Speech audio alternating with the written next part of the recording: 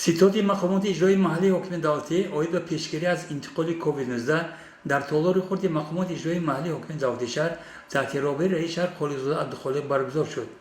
خلیزاده عبدالخالق نخست از برگزاری ستاد جمهوری جهت پیشگیری کرونا ویروس تحت رهبری سروزیر مملکت قاهر رسولزاده سخن رانده اظهار داشت که رهبری مملکت تدبیرهای ضروری را جهت وسعت کارهای تشویقاتی ترغیباتی در سمت بالا بردن معرفت مردم بابت مبارزه با کووید 19 اندیشیده است که آن نتیجه خوب می‌دهد.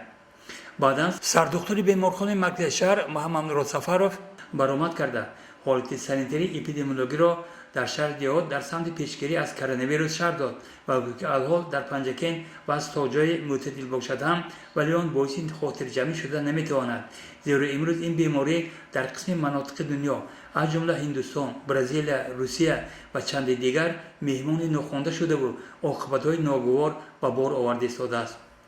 در سخنان دیگر مسئولان تاکید شد که امروز بیماری کرونا ویروس اساساً از هندوستان سرچشمه گرفته آن با نام دلتا معرفی می شود. بعدا اظهار شد که ساختارهای طبی وضعیت را زیر نظارت نگاه داشته بود، در گذرگاه‌های سرحدی ساختارهای ضروری فعالیت دارند و هر یک دلیل علاقمند به این بیماری جدی آموخته تشخیص و تحلیل کرده می شوند. نوبسته به این اظهار داشتند متخصصان ما باید هوشیاری را از دست ندهیم، مسافه اجتماعی را نگاه داریم، به تازگی حالت سانیتری منزل زیست و در مجموع دیه و شهر دقت اولین درجه دهیم.